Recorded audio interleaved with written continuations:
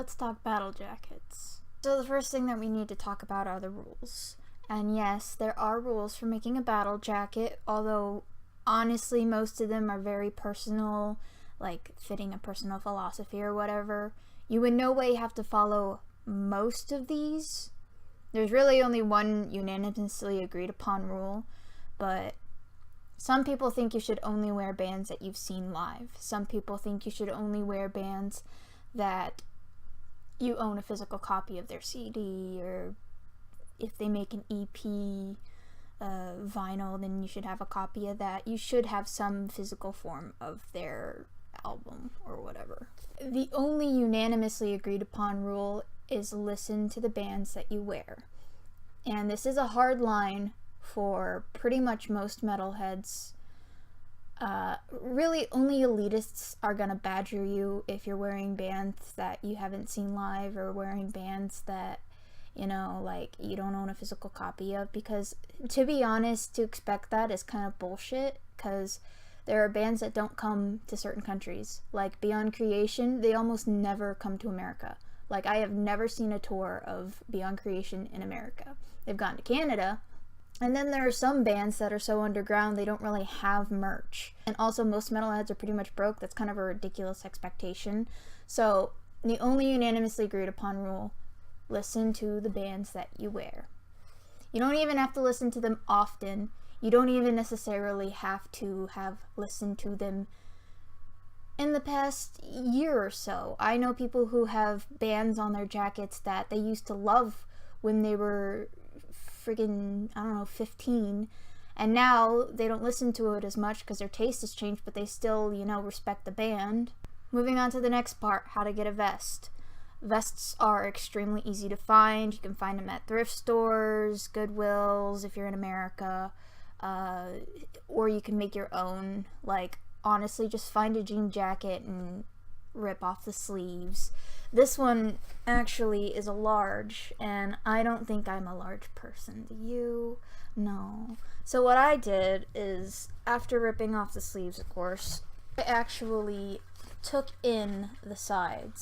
So kind of see where I took that in a little bit. I think it was there. I don't know. I trimmed it up, took in the sides, and yeah, that's how I got this jacket right here. So I guess I should show you my jacket. This is the front. I'm not a Christian anymore. I'm a pagan now. But I lived with a pastor who's a 1% biker. And he gave me this patch. It says, "These are my church clothes." I really like that patch. And because I'm not a Christian anymore, I decided to put this little beauty right under there. So yes, I do wear these to church, but not the Christian one. And then he gave me this pen, and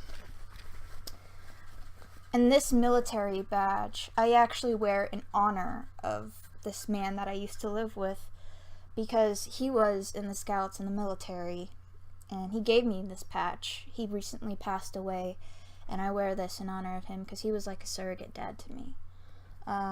So got cattle decapitation, I don't know if that's how it's pronounced, but whatever. The Black Dahlia murder, again, you know, this isn't really a band that I listen to anymore. I might switch out this patch if I ever get more patches in. Here I have my dedications to my goddesses. I follow the Greek polytheistic, but I'm strictly feminine worship. And then over here are some of my beliefs with witchcraft, the goddesses, animism, Taoism or Taoism, and honestly, you can fight me in the comments, but if you to argue over whether or not it's Tao or Tao is to not understand the Tao. These are sigils that kind of help me with life while I wear the jacket. I can't pronounce this, but it's the sign and seal of protection, and then another thing like that. And then I made these pretty little pin things. They're LGBT, safety pins and all that jazz. And this is the back. And I made most of these patches. There we go. Most of these patches I actually made, and I just stuck them where they fit.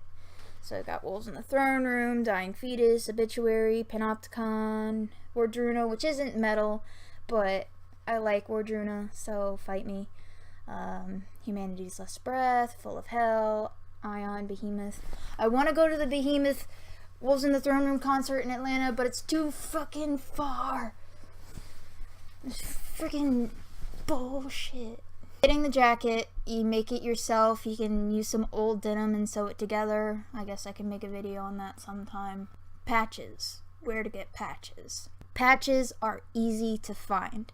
You can find them at concerts. If there's no venues near you, or if, again, your band doesn't come to your country, your state, your city, whatever, then there's band merch, like merch stores online. You can go to the website of this band, but again, if they're underground or small, then you go to Facebook, because there's trading posts for you know, patches. You can find rare stuff, you can find stuff for trade or for sale. They're pretty cheap usually, unless it's like a rare patch or vintage, in which case it's a little bit more. Or you could find a bootlegger.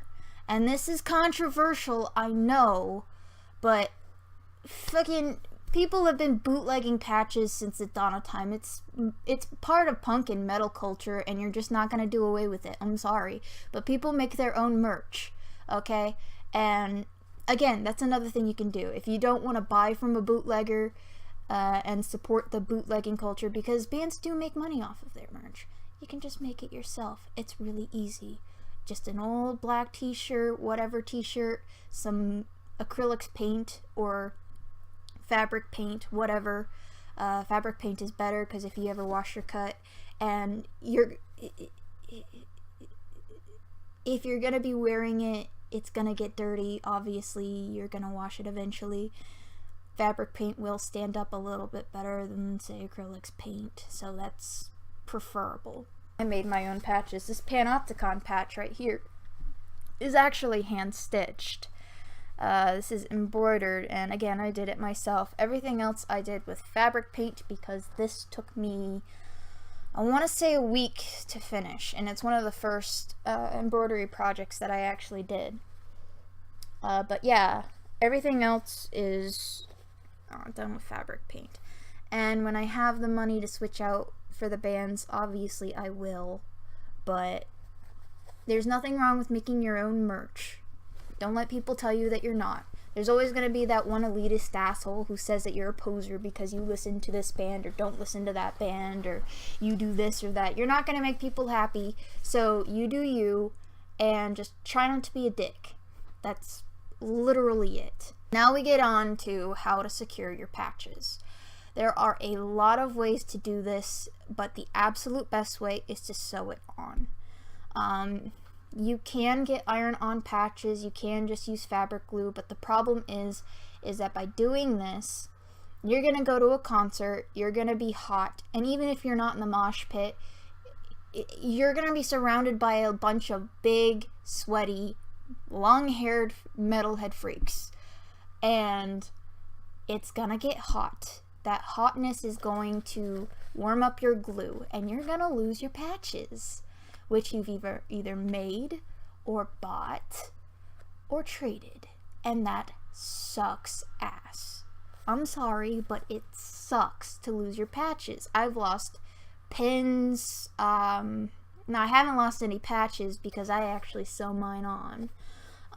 Sewing on is really easy. It's not that hard to learn. I've seen people use pins, like safety pins. That's more of a punk thing, and again, you know, safety pins, they come undone, they get yanked off, especially if you're in a mosh pit. Sewing's the most secure way.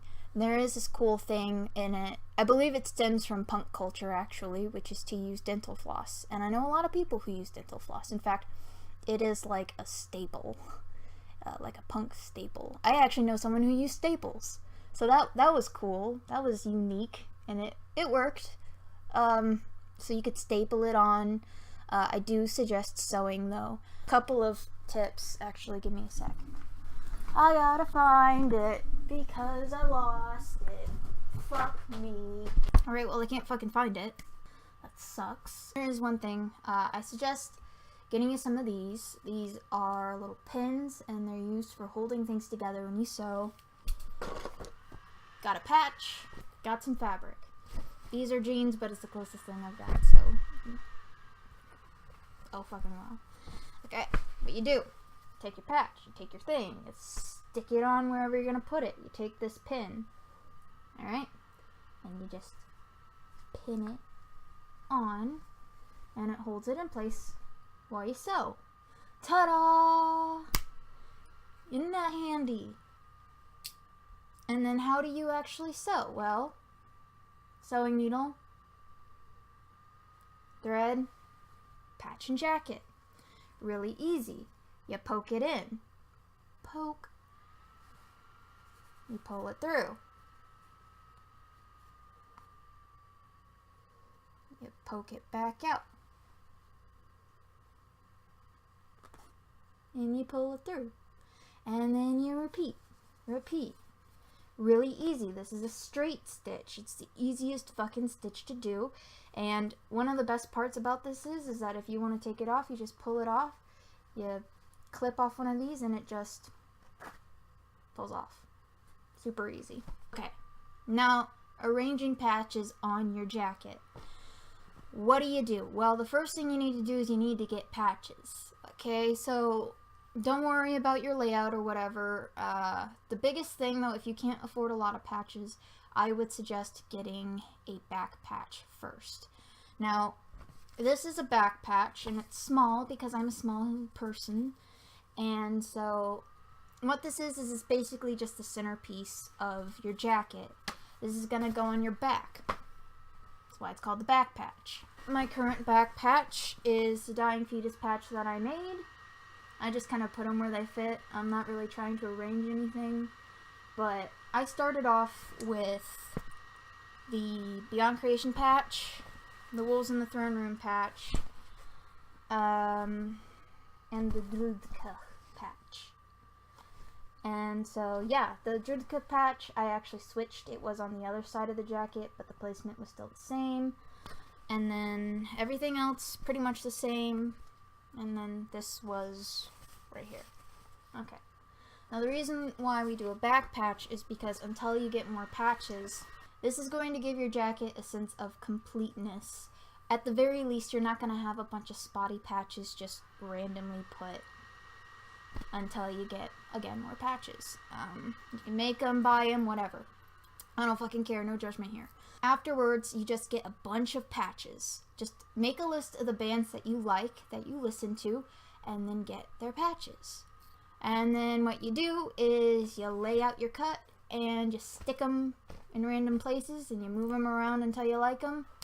Aces. Some accessories. Put some pins on there. They don't have to be band pins. And that's another thing. You don't have to just wear band merch on your jacket. Your jacket is personal. It's a reflection of you. This is kind of a symbol to our kin, if you will. Again, find a trading post, find a battle jacket gallery, and look at other people's jackets for inspiration. Whatever, like spikes for decoration, and also because it's kind of a bare spot right there. Like not many people put patches on their shoulders. It's kind of weird looking, so you put this and kind of put a little bumper there, sense of completeness. And cut off the collar, whatever you want to do. And yeah, you can take them off and move them around as you will. Okay, I will say this though. If you're going to use a leather jacket, make damn sure you like it first, because leather keeps holes. So you're going to be sewing in and out of that. It's gonna mark. Yeah, make damn sure that you like your arrangement on leather before you start sewing. You're gonna fuck it up and you're gonna hate yourself. I made this video because I've seen videos on how to make battle jackets before, and none of them actually talk about how to make battle jackets. They just talk about their cuts. And while that's great, like, I clicked on this video for your help me, and yeah, so that's my video on battle jackets. You're welcome.